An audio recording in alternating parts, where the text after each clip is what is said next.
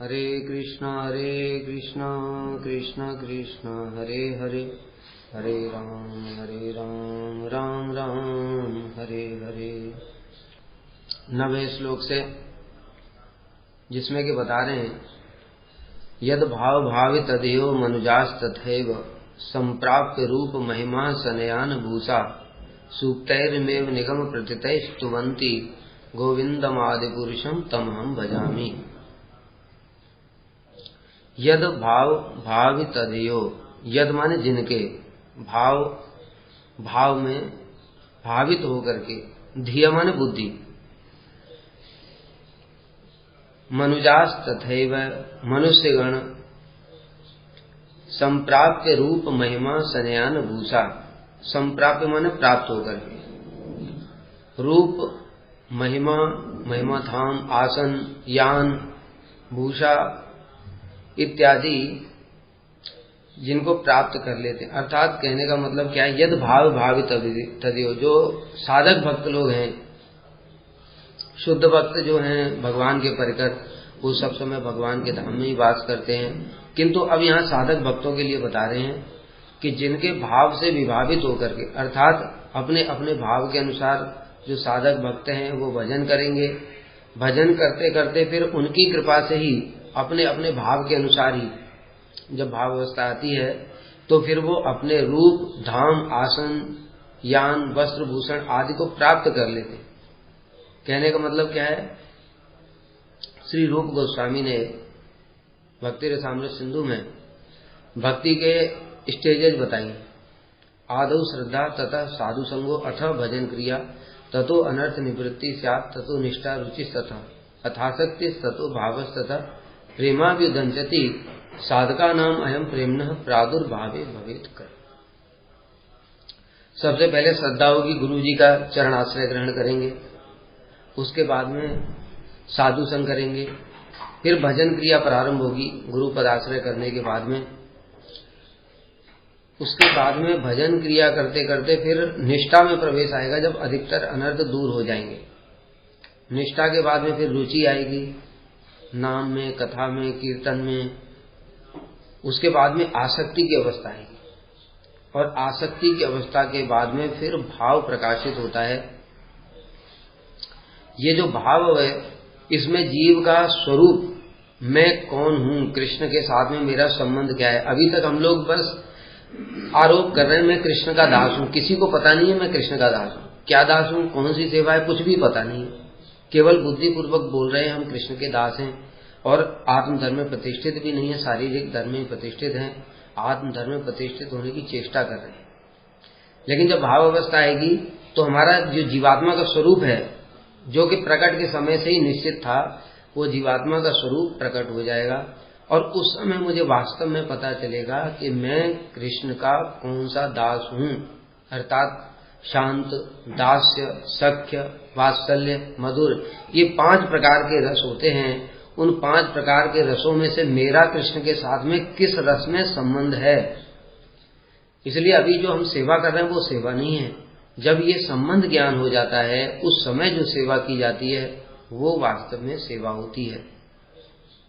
इसलिए यहां पर जो बताया कि उस रस के अनुरूप ही, जैसा यहां पर अभी हम लोगों ने इस श्लोक में देखा, क्या संप्राप्त रूप महिमा आसन यान भूषा, अपने स्वरूप के अनुसार ही। जैसे स्वरूप वैकुंठ का है किसी का, जीवात्मा का, तो वैकुंठ में चतुर्भुज होते हैं नारायण, और उनके पार्षद भी चतुर्भुज होते हैं। जैसा हम लोग देखते हैं जय विजय इत्यादि सब चतुर्भुज हैं, तो उसके अनुसार ही उनको रूप, उनके वस्त्र इत्यादि अलंकार होंगे दिव्य, उनके शंख चक्र गदा पद्म होते हैं इस प्रकार से।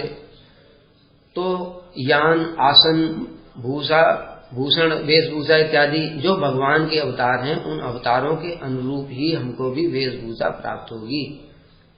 उसी प्रकार से वैकुंठ के ऊपर में राम जी हैं, राम जी के अगर कोई परिकर हैं तो उनके जैसे जो वहां पर सेवा के अनुकूल है, वहां पर उस प्रकार का आसन, वस्त्र, भूषण और उसका रूप इत्यादि प्राप्त होगा। इसके ऊपर में फिर द्वारका मथुरा है, द्वारका में जिसका परिकर है उनके लिए उस प्रकार से प्राप्त होगा। और फिर जो ब्रज में है, वो ब्रज वालों के लिए फिर कृष्ण की तरह प्राप्त होगा। कृष्ण गोचारण करते हैं और गोचारण करने वाले गोप वेश है उनका, तो जो शक्य रस इत्यादि में होगा भक्त तो उसको गोप वेश जैसा ही वेश प्राप्त होगा और वैसी उसकी सेवा प्राप्त होगी। और जो वात्सल्य इत्यादि रस के हैं उनको यशोदा मैया नंद बाबा इत्यादि की तरह होगा और जो मधुर रस के हैं उनको गोपियों की तरह प्राप्त होगा। इस प्रकार से जो अपने अपने भाव के अनुसार जो भजन कर रहे हैं, जब उनकी सिद्धि हो जाएगी तो फिर वो अपने अपने रस के अनुसार ही गोलोक को, यानी कि गोलोक मतलब जो चित जगत है उसको प्राप्त करेंगे और उसमें अपने अपने अधिकार के अनुसार, जैसा कि बताया कि जिसका वैकुंठ में ऐश्वर्य भाव है अथवा द्वारका में भाव है अथवा ब्रज में भाव है, वो उस भाव के अनुसार ही अपना रूप, सेवा, वस्त्र, भूषण इत्यादि प्राप्त करेगा। ये इसका मतलब है। यहाँ पर श्रील जीव गोस्वामी टीका में बड़ी विशेष बात बताते हैं कि उनके भाव में विभावित होकर के जब कंस जैसे, शिशुपाल जैसे और असुर थे उनको भी उच्च गति प्राप्त हो गई, उनको भी मुक्ति प्राप्त हो गई, तो फिर जो भगवान का भजन कर रहे हैं प्रीति पूर्वक उनको वो गति प्राप्त होगी, इसमें संदेह क्या है। भागवत में वर्णन आया, कामाद द्वेषाद भयात स्नेहात यथा भक्तेश्वर मन आवेश तदगम हित्वा बहुवस तदगतिम गता।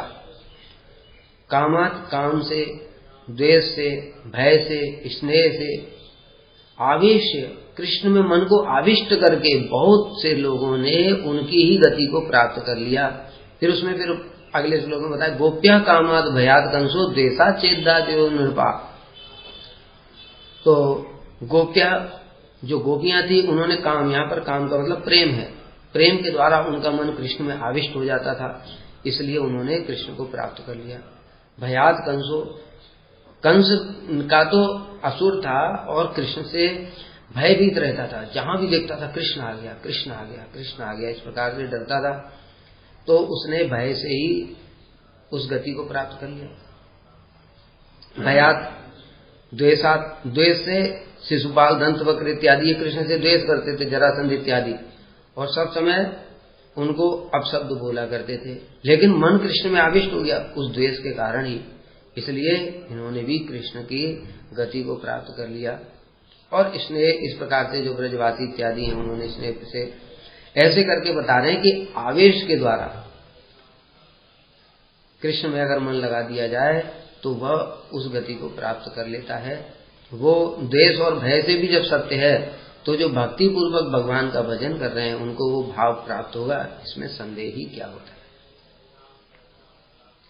फिर अगला श्लोक है, आनंद चिन्मय रस प्रतिभाविताभि स्थाविर एव निज रूपतया कलाभि गोलोक एव निवसत्य खिलात्म भूतो गोविंदम आदि पुरुषम तम हम भजामी। जो ब्रह्म संहिता है ये समझ सकते हैं, उसका भी ये सार श्लोक है। इसमें कृष्ण के धाम का और उनके परिकरों का और गोपियों की विशेष रूप से जो स्वरूप है, तत्व है, उसको बड़े सुंदर रूप में प्रकाशित किया गया है और बहुत इंपॉर्टेंट है। आनंद चिन्मय रस, आनंद चिन्मय रस किसको कहते हैं? जो तीन चीजें होती हैं, सत, चित और आनंद। भगवान सच्चिदानंद है ना, तो तीन चीजें होती हैं, सत, सत्ता, चित, ज्ञान और आनंद। आनंद ये भगवान की जो स्वरूप शक्ति है उनकी तीन वृत्तियां होती हैं। संधिनी, संधिनी के द्वारा ये सत्ता प्रकाशित होती है, संवित वृत्ति के द्वारा ज्ञान प्रकाशित होता है और हिलादनी वृत्ति के द्वारा आनंद प्रकाशित होता है। इस प्रकार से सत, चित, आनंद होता है। संधिनी, संवित और हिलादनी, इन तीन वृत्तियों के मिलने से ये सच्चिदानंद बनते हैं। अब जो संधिनी के अधिष्ठाता हैं वो बलदेव प्रभु हैं, संवित के अधिष्ठाता स्वयं कृष्ण हैं और हिलादनी की अधिष्ठात्री श्रीमती राधा रानी। अब जो आनंद प्राप्त होता है कृष्ण को संपूर्ण रूप में, वो हिलादनी शक्ति श्रीमती राधा रानी के द्वारा ही प्राप्त होता है। वो कृष्ण की संपूर्ण स्वरूप शक्ति हैं। अब ये जो गोपियां हैं वो क्या हैं, इस तत्व को यहाँ पर प्रकाशित किया जा रहा है। आनंद चिन्मय रस, यही जो मधुर रस है, उन्नत उज्ज्वल रस भी जिसको कहते हैं, इसके प्रति प्रत्येक क्षण भावितावी, जो भावित हैं, तावी उनके साथ, यह जो निश्चित रूप से अपने चिद रूप के अनुरूप कला भी काय व्यू रूप सखियों के द्वारा गोलोक में वास करते हैं। कहने का मतलब क्या है कि ये जो मधुर रस की नायिकाएं हैं, गोपियां, ये साधारण स्त्रियां नहीं हैं इस जगत की, और न ही इनको जीव समझना चाहिए। ये गोपियां कौन है? आनंद चिन्मय रस की प्रतिभावित मूर्तिमान स्वरूपा हैं। अर्थात ऐसे हम समझ सकते हैं कि जैसे कृष्ण है, कृष्ण के अंदर में क्योंकि वो भगवान है, इसलिए वो अपने एक एक गुण को भी एक एक स्वरूप प्रदान कर सकते हैं। तो कृष्ण के अंदर में जो आनंद है, हिलादनी शक्ति उनकी, वो स्वरूप शक्ति है, उनको ही एक स्वरूप प्रदान किया, वो है श्रीमती राधा रानी। कृष्ण के बाईं ओर से राधा जी प्रकट होती हैं, दाईं ओर से बलदेव प्रभु प्रकट होते हैं। अब जो बलदेव प्रभु हैं वो धाम, सैया, आसन, छत्र, चामर, पादुका, गिरि गोवर्धन, यमुना पुलिन, ये सब प्रकट करते हैं। इसके अतिरिक्त शांत रस, दास्य रस, शक्य रस, वात्सल्य रस, इन सब के परिकरों को भी बलदेव प्रभु ही प्रकट करते हैं। तो देखो, कृष्ण से बलदेव प्रभु प्रकट हुए और बलदेव प्रभु से ये सब परिकर प्रकट हुए। तो इसलिए इन परिकरों को कृष्ण से अलग मत नहीं समझना चाहिए, ये कृष्ण ही हैं स्वयं। श्रीदाम, सुदाम, मधुमंगल इत्यादि, इनको ऐसा जीव नहीं समझना चाहिए कि हमारी तरह हम भी जीव होकर के श्रीदाम, सुदाम, मधुमंगल इत्यादि हो जाएंगे। कभी संभव नहीं है, वो सब बलदेव प्रभु से प्रकट हैं।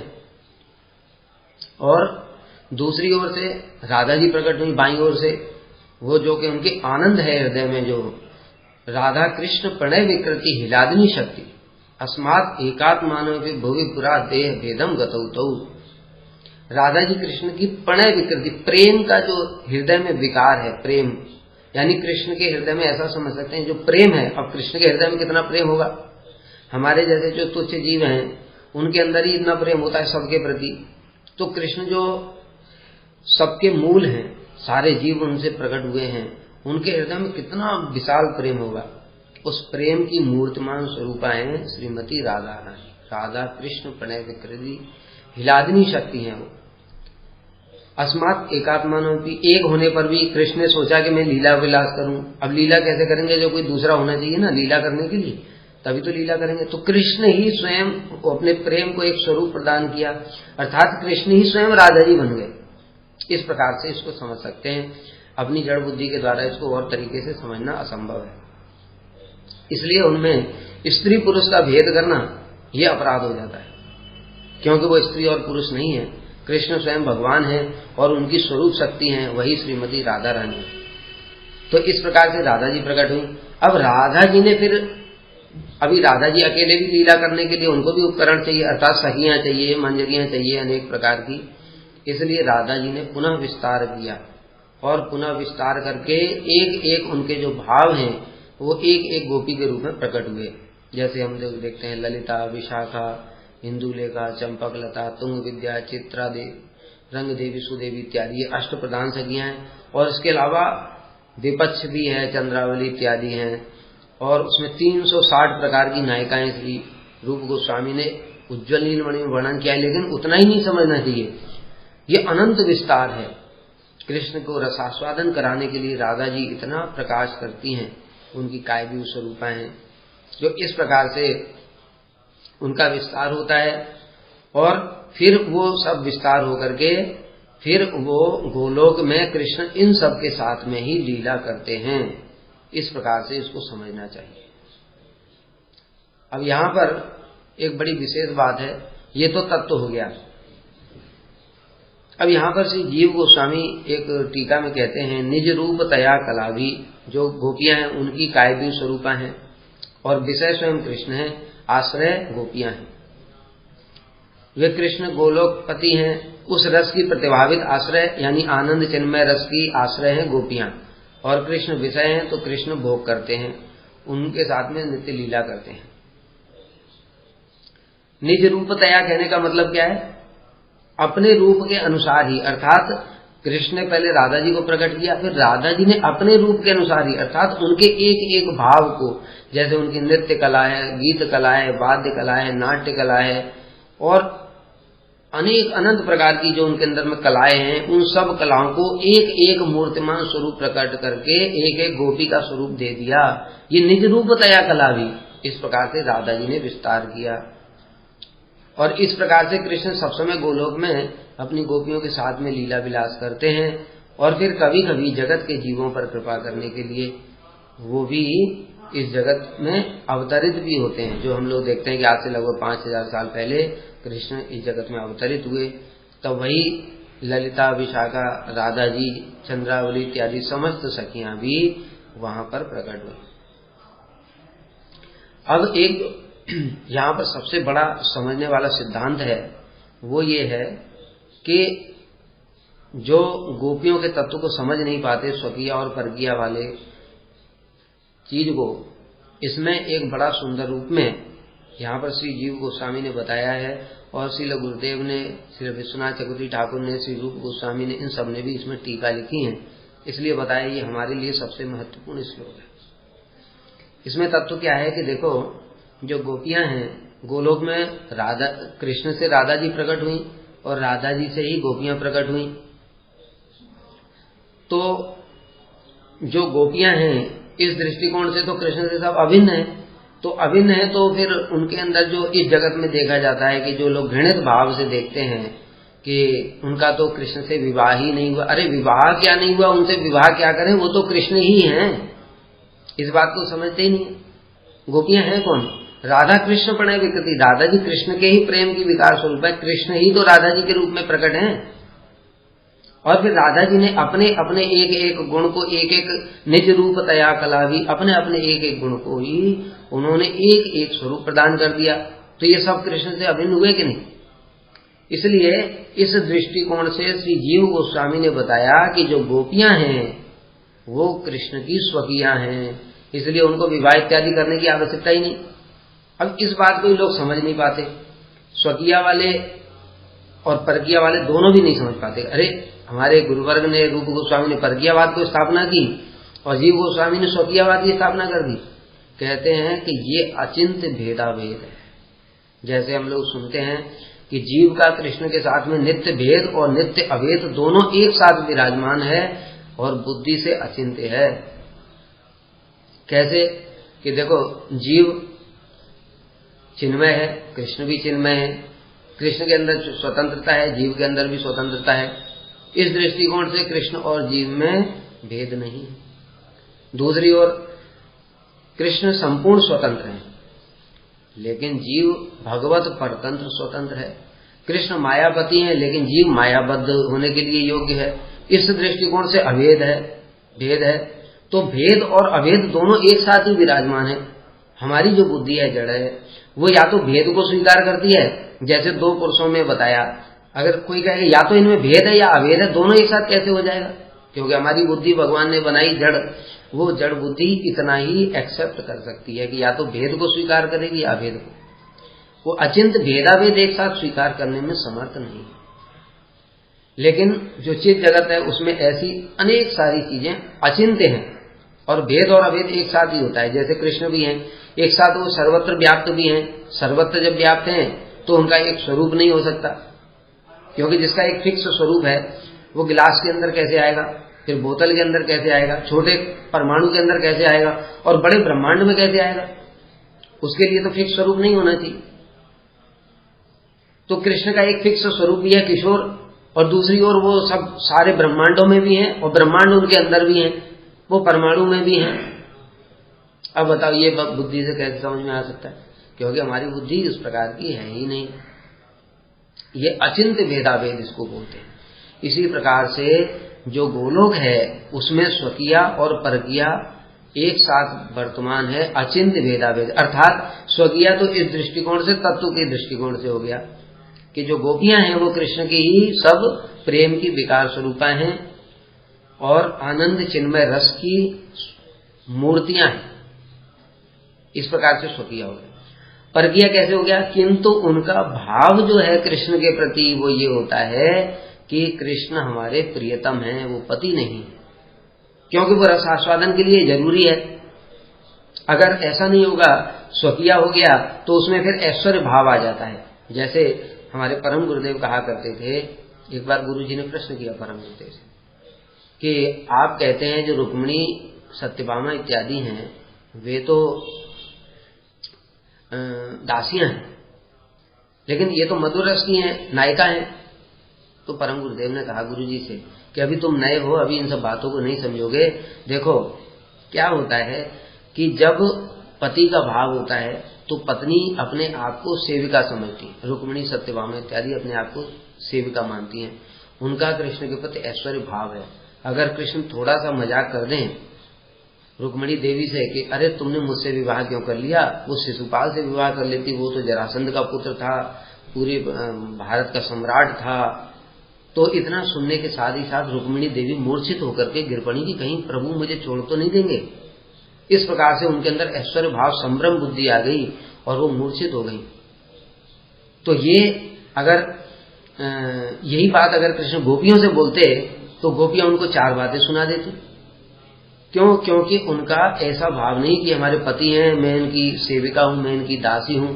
वो प्रियतम समझती हैं। अब जो प्रेम होता है उसमें दोनों को समान अधिकार होता है। तो इसलिए कृष्ण कुछ बोलते हैं तो गोपियां भी 4 बातें उनको सुना देती हैं। धूर्त, कपटी, लंपट इत्यादि सब बोलती हैं।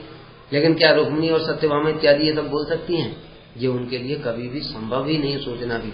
सत्यभामा देवी एक बार मान किया उन्होंने, और कृष्ण ने डांट करके फटकार करके बोला जाओ उस सत्यजीत की बेटी को बुला करके लाओ तुरंत। और बस उन्होंने मान छोड़ करके तुरंत ही आ गए। और दूसरी ओर राधा जी मान कर लेती हैं, कृष्ण हाथ पैर जोड़ते हैं। राधा जी के हाथ पैर नहीं जोड़ते हैं, उनकी दासियों के भी हाथ पैर जोड़ते हैं कि मुझे एक बार राधा जी से मिलवा दो, एक बार राधा जी के दर्शन करा दो। तो ये परकिया रस का उल्लास है जो कि ब्रज में ही विराजमान है। तो इसलिए वहां पर स्वकीया और परकिया अचिंत्य भेदाभेद है। यानी तत्वगत दृष्टि से विचार किया जाए तो गोपियां तो स्वकीया ही हैं, क्योंकि कृष्ण के ही प्रकाश हैं सब। और दूसरी ओर भाव के अनुसार अगर बात किया जाए तो वो परकिया भाव है कि उनके अंदर में ये भाव है कि कृष्ण हमारे प्रियतम हैं। और वही भाव अब गुरुजी बताते फिर इस जगत में क्या होता है। वही भाव जब इस जगत में प्रकट होता है तो थोड़ा अंतर होता है। अंतर होता है हमारी जड़ बुद्धि में। कैसे? इसको ऐसे समझना चाहिए कि देखो, जब इस जगत में आएंगे कृष्ण, इस जगत में आएंगे यशोदा मैया, नंद बाबा। अब देखो यशोदा मैया, नंद बाबा जो हैं वो सब नंद बाबा बलदेव प्रभु से ही प्रकट हुए। और यशोदा जी गुरुजी कहते थे ये भी राधा जी के एक भाव का प्रकाश है। तो मतलब वो कृष्ण को जन्म क्या देंगे? कृष्ण से ही तो वो प्रकट हुए हैं। कृष्ण से बलदेव प्रभु और राधा जी प्रकट हुए, और उनसे यशोदा मैया, नंद बाबा और सारे परिकर प्रकट हुए हैं, मधुर रस से लेकर के शांत रस तक के। अब कृष्ण को वो क्या जन्म देंगे? लेकिन उनके अंदर वात्सल्य रस को आस्वादन करने के लिए कृष्ण के अंदर में ये भाव रहता है कि ये मेरे माता पिता हैं।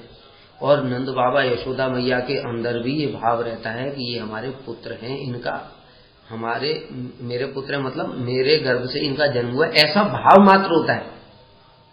लेकिन अब इस जगत में जब आते हैं, अब इस जगत में वो भाव नहीं चलेगा, क्योंकि इस जगत में स्थूलता आ जाती है। कोई कहे कि ये मेरे माता पिता हैं, भाई बहन है, तो कहते केवल भाव से नहीं चलेगा, उनसे जन्म हुआ तब तो माता पिता हैं। तो इसलिए जब इस जगत में जब वही परिकर आते हैं नंद बाबा, यशोदा मैया, तो वही भाव स्थूल रूप में आ जाता है। अर्थात योग माया के द्वारा ऐसा दिखाया जाता है कि कृष्ण का जन्म हो रहा है, जो गोकुल में जन्म हो रहा है। वास्तव में तो कृष्ण कैसे हैं? भगवान गीता में कहते अजोपिसन अव्ययात्म भूतानाम ईश्वरोपिसन प्रकृतिम स्वाम अधिष्ठाय संभवामी आत्माया। मैं अजन्मा हूं। जैसा अभी हमने सुना कि गोलोक में तो कृष्ण से ही बलदेव प्रभु, राधा जी प्रकट हुए, उनसे सारे परिकर प्रकट हुए, तो कृष्ण के माता पिता कहां से आ जाएंगे? लेकिन रसास्वादन के लिए उनके अंदर वो अभिमान रहे। वही अभिमान जब इस जगत में आते हैं प्रकट, तो लौकिक नरवत लीला करते हैं। अब नरवत लीला में तो भाई कृष्ण का जन्म होना चाहिए, किसी माता पिता को अवलंबन करके होना चाहिए ना। इसलिए पहले नंद बाबा यशोदा मैया को भेज दिया, और फिर योग माया के द्वारा ऐसा दिखाया कि मेरा जन्म हुआ है। इसी स्थूल अभिमान को ही लोग समझ नहीं पाते। अब ये जैसे माता पिता का है, इसी प्रकार से गोपियों का समझो। अब गोपियां भी हैं, वृषभानु महाराज और जो कीर्तिदा देवी है उनकी पुत्री है राधा जी। अब राधा जी और अन्य अन्य गोपियां भी जब इस जगत में प्रकट हुई, और प्रकट होने के पश्चात में अब वो वहां पर जो उनका परकीय भाव था, अर्थात कृष्ण प्रेमी है हमारे, तो कृष्ण प्रेमी है और तो कोई पति भी तो होना चाहिए। तो वहां जो अभिमान था, स्थूल सूक्ष्म अभिमान अर्थात केवल अभिमान ही था, वही अभिमान यहाँ पर स्थूल रूप धारण कर लेता है। अर्थात इस जगत में तो ऐसा चलेगा नहीं कोई कहे कि मेरा पति है ये, अब पति कहाँ है, नाम क्या है, तो कुछ पता नहीं। तो वही जो एक अभिमान था उसी को अभिमन्यु और जो गोवर्धन और एक जो गोपियों के जो पतियों के नाम हैं वो एक एक अभिमान का ही स्वरूप है। इसलिए जो सुखदेव गोस्वामी कहते हैं और अन्य हमारे जो गुरुवर ने बोला है कि गोपियों का कभी भी अपने पति के साथ मिलन नहीं होता। अरे मिलन कहाँ से होगा, ये तो एक योग माया की व्यवस्था है इस जगत में परकीय रस को आस्वादन करने के लिए, क्योंकि जो दूसरे लोग देखेंगे जगत में उनको तो पति दिखना चाहिए ना, यहाँ तो खाली अभिमान से होगा नहीं। और हमारी दृष्टि में भ्रम है, हमारी दृष्टि जड़ है, इसलिए प्रत्येक वस्तु को स्थूल रूप में ही दर्शन करने की आदि है, वो सूक्ष्म दर्शन कर ही नहीं सकती। लेकिन जो शुद्ध भक्त हैं जैसे सुखदेव गोस्वामी, रूप गोस्वामी इत्यादि, वो चिन्मय दर्शन करते हैं, इसलिए वो इन तत्वों को समझ पाते हैं। तो इस प्रकार से उन गोपियों के यहाँ पर एक स्थूल अभिमान के कारण पति होते हैं और फिर उनका प्रेम होता है कृष्ण के साथ में, और इस प्रकार से यहाँ भी परकीय रस का आस्वादन किया जाता है। तो वो जो परकीय रस है वहां पर है, इस कारण यहाँ पर है। अगर यहाँ पर है और वहां पर नहीं होगा ऐसा कभी संभव नहीं है। इसलिए जो लोग कहते हैं कि यहाँ पर ही परकीय रस है वहां पर नहीं है, ये गलत बात है। दोनों जगह ही, क्योंकि ये जो ब्रज है ये ब्रज उस ब्रज का ही अवतरण है, प्रकाश भी नहीं कह सकते इसको, क्योंकि शास्त्र में ये बताया कि उसका अंश मत समझो, वही प्रकाश है लेकिन अंश नहीं है। वही ब्रज यहाँ पर अवतरित हुए, जैसे कृष्ण अवतरित हुए, उनके परिकर अवतरित हुए, उसी प्रकार से ये ब्रज भी अवतरित हुआ। और वही गोपियां जो आनंद चिन्मय रस की प्रतिभावित मूर्तियां हैं, वही गोपियां ही इस जगत में इस रूप में अवतरित होती हैं, और इस प्रकार से परकीय रस का आस्वादन होता है। तो ये जो स्वकीय परकीय ही अचिंत भेदाभेद है। तत्वगत गोपियां कृष्ण की शक्तियां हैं और रसगत भाव इसलिए स्वकीय हैं, और रसगत भाव से वो परकीय हैं क्योंकि उनका कृष्ण के प्रति प्रेम भाव है, पति भाव नहीं है, उपपति भाव है। इसलिए ये बहुत महत्वपूर्ण है, क्योंकि ये गौड़ी सिद्धांत है हमारा।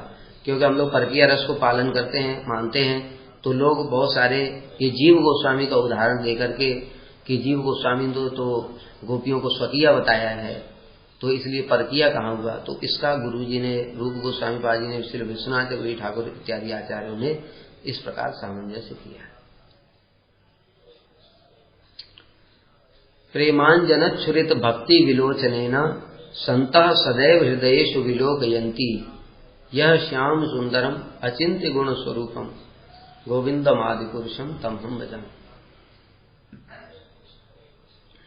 प्रेम अंजन, अंजन माने होता है काजल, आंखों में प्रेम रूपी काजल लगाना पड़ेगा। छुरित माने रंजित, काजल से युक्त। भक्ति विलोचने न, भक्ति पूर्वक नेत्रों से। संतः, संत लोग। सदैव हृदयेषु विलोकयन्ति, सब समय हृदय में उनका दर्शन करते हैं। किनका? यम श्याम सुंदरम, जो श्याम सुंदर हैं उनका। अचिंत्य गुण स्वरूपम, किंतु श्याम सुंदर तो हैं किंतु वो अचिंत्य गुण स्वरूपम, वो प्राकृत चिंता से अतीत हैं। उनके गुण रूप यानी नाम रूप गुण लीला इत्यादि ये सब वो प्राकृत चिंता से अतीत, मतलब हमारे इंद्रियों के द्वारा, हमारे मन के द्वारा और हमारे बुद्धि के द्वारा वो ग्राह्य नहीं है। उन कृष्ण का किसी प्रकार से भी कोई भी दर्शन नहीं कर सकता। योगी, ज्ञानी, ऋषि, मुनि, यम, ब्रह्मा, वरुणेन्द्र, रुद्र, मरुत स्तुवंत दिव्यई, ब्रह्मा, वरुण, रुद्र, मरुत, ये सब उनकी स्तुतियां किया करते हैं। स्तवैर वेदई सांग पदोपक्रम निषदई गायन्ति एवं सामगा, साम वेद के मंत्रों के द्वारा जिनकी स्तुतियां की जाती हैं। ध्यानावस्थित यदगतेन पश्यन्ति यम योगिनो, दो ध्यान में अवस्थित जो ऋषि मुनि लोग हैं वो उनको हृदय में देखने की कोशिश करते हैं। यस्यांतम न विदु सुरासुर गणा, जिनका आदि और अंत सुर असुर कोई भी नहीं जानता, ऐसे भगवान हैं जिनको लिए बताया गया है कि यद्यपि समाधि सुविधिरपि पश्यति न तब नखाग्र मनीषी, समाधि में बैठ करके ब्रह्मा जी भी आपके चरण कमलों के नख की अग्रभाग की जो कांति है उसको भी दर्शन करने में समर्थ नहीं है। ऐसे अचिंत स्वरूपम, तो फिर कृष्ण का दर्शन कहां से होगा जब उनकी अंग कांति का भी दर्शन नहीं हो रहा है। लेकिन एक दर्शन का उपाय बताया गया है। वो उपाय बताया गया है कि एक तरीका है, जैसे जिनकी आंखें कमजोर हो जाती हैं और जैसे मोतियाबिंद इत्यादि हो जाता है, तो उनका एक उपाय, उनको दिखना बंद हो जाता है, धुंधला धुंधला दिखता है। अब उनको कैसे दिख सकता है कि उनका ऑपरेशन करके उसमें नया लेंस लगा दिया जाए। तो ये जो ऑपरेशन है, ये ऑपरेशन को समझो कि माया से दूर होना। ये गुरुवर्ग हमारे ऑपरेशन ही कर रहे हैं, हमारी भोग वृत्ति को नष्ट करके और सेवोन्मुख वृत्ति को जागृत कर रहे हैं। ये जो सेवोन्मुख वृत्ति है यही है लेंस, इसी को कहते हैं प्रेम अंजन। इसलिए श्री भक्ति रसामृत सिंधु में श्री रूप गोस्वामी ने बताया, अतः श्री कृष्ण नाम आदि न भवेद ग्राह्यम इंद्रिय सेवोन्मुखे ही जीवादो स्वमेव स्फुरत्यतः। कि तुम सोचो कि मैं कृष्ण का नाम ले लूंगा, अरे ले कैसे लोगे, वो तो चिन्मय है। नाम लेते हुए नींद आ जाएगी, नाम लेते हुए मुंह सूख जाएगा, नाम लेते हुए रोग व्याधि और लगने लगेंगे, बैक पेन हो जाएगा, कुछ हो जाएगा। कहां से ले लोगे नाम? मैं कृष्ण को दर्शन कर लूंगा। दर्शन करोगे कैसे? कुछ कल्पना कर सकते हो। एक फोटो तुमने देखा कभी जीवन में, उस फोटो की कल्पना कर रहे हो, मैं कृष्ण के दर्शन कर रहा हूं। वो कृष्ण का दर्शन नहीं है, वो जड़ माया का दर्शन है। यहां तक कि हम जो विग्रह हैं, जो साक्षात ब्रजेंद्र नंदन है, महाप्रभु ने जगन्नाथ जी को बोला प्रतिमा नहीं तुम्हें साक्षात ब्रजेंद्र नंदन। हम उनके सामने जब खड़े हो जाते हैं तो हमको लकड़ी दिखाई पड़ती है। कैसी लकड़ी? दो हाथ ऐसे हैं, न हिलती है, न डुलती है, न कुछ है। और बृहद भागवतामृत में श्री सनातन गोस्वामी ने वर्णन किया, गोप कुमार को दिखा, उन जगन्नाथ जी का गोल गोल नेत्र नहीं दिखा, सफेद सफेद, और मुंह पूरा काला और होठ ऐसे लाल, ऐसे विचित्र से गोप कुमार को दिखाई दिया। सुंदर कमल नेत्र हैं और मुख के ऊपर में मंद मंद हास्य है और रत्न सिंहासन के ऊपर विराजमान है। हमें दिखाई देता पत्थर के ऊपर खड़े हुए, उनको दिखाई दिया रत्न सिंहासन के ऊपर में विराजमान है और प्रसन्न होकर के प्रसन्न चित्त से अपने भक्तों का कीर्तन देख रहे हैं, नृत्य देख रहे हैं। तो हाव भाव होता है ना, कीर्तन नृत्य इत्यादि देखने के बाद तो कुछ हाव भाव भी होता है। ऐसे हम लोग ज्ञानी तो है नहीं कि एकदम बिल्कुल निराकार निर्विकार निशक्ति निर्विशेष होकर के बैठे, तो भगवान उस प्रकार से आनंद भी ले रहे हैं। ऐसे ये सब भी उनको दिख रहा है। तो ये सब कैसे दिखेगा? प्रेमांजन छुरित भक्ति विलोचने न, प्रेम रूपी अंजन नेत्रों में लगाना पड़ेगा। जैसे एक पीलिया का मरीज होता है, उस पीलिया के मरीज को फिर सारी चीजें पीली पीली दिखने लगती हैं। उसी प्रकार से ये हमारी जो दृष्टि है ये जड़ है और इस जड़ दृष्टि में चिन्मय दर्शन नहीं हो सकता। भगवान ने अर्जुन को भी ये बात कही थी कि हे अर्जुन, तुम मुझे अपने इन नेत्रों के द्वारा नहीं देख सकते। दिव्यम ददामि ते चक्षु पश्चिमे योगम ऐश्वरम, मैं तुमको दिव्य नेत्र प्रदान करता हूं। वो दिव्य नेत्र हैं वही प्रेम नेत्र हैं और उन प्रेम नेत्रों के द्वारा ही जो साधु लोग हैं, संत लोग हैं, सदैव हृदयेषु विलोकयन्ति, सब समय कृष्ण का उनको दर्शन होता है। जैसे हम लोग सुनते हैं श्री रूप गोस्वामी बैठे हुए हैं, बैठे हुए हरि नाम कर रहे हैं, हरे कृष्ण, और महामंत्र जप करते करते ही सीधे राधा कुसुम सरोवर में पहुंच गए। और कुसुम सरोवर में देख रहे हैं कि राधा जी पुष्प चयन करने के लिए आई हैं। कृष्ण को पता है पहले से ही कि राधा जी इधर आएंगी और इसी पेड़ पर आएंगी जिस पेड़ के ऊपर बहुत सारे पुष्प लगे हुए हैं। इसलिए कृष्ण पेड़ की डाल के ऊपर में छिप करके और उस डाल को नीचे झुका दिया और राधा जी एक हाथ से डाल को ऊपर पकड़े हुए हैं, दूसरे हाथ से वो फूल तोड़ करके और उसे टोकरी में रख रही हैं। उसी समय कृष्ण ने डाल के ऊपर से उछल गए तो डाल ऊपर उठ गई, राधा जी हवा में लटक गई। इस प्रकार से जो लीला का दर्शन है ये प्रेमांजन श्रित, जिनके नेत्रों में प्रेम रूपी अंजन लगा हुआ था, जिनके हृदय में प्रेम जागृत हो गया है, ऐसे संत लोग सदैव इन लीलाओं के एक के बाद एक वीडियो की तरह दर्शन किया करते हैं। जैसे और भी देखते हैं, देखो इन नेत्रों के द्वारा दर्शन नहीं होता है। सूरदास जी थे, सूरदास जी के तो नेत्र ही नहीं थे, लेकिन उनको ठाकुर जी का रोज दर्शन होता था और वो जो ठाकुर जी का श्रृंगार इत्यादि होता था उसका सूरदास जी पद गा करके उसको कीर्तन किया करते। तो पुजारी ने सोचा कि ये सच में इनको मतलब दिखता भी है या कोई कुछ बता देता है या कैसे ये इस प्रकार से करते कैसे हैं, इसलिए मैं परीक्षा लूंगा एक दिन। तो एक दिन परीक्षा लेने के लिए पुजारी ने क्या ठाकुर जी को वस्त्र ही नहीं पहनाए। तो जब वस्त्र ही नहीं पहनाए तो फिर सूरदास जी ने पद लिखा कि आज तो ठाकुर जी वस्त्र ही नहीं पहने हुए हैं और बिना वस्त्र के तो पहले से भी ज्यादा सुंदर लग रहे हैं।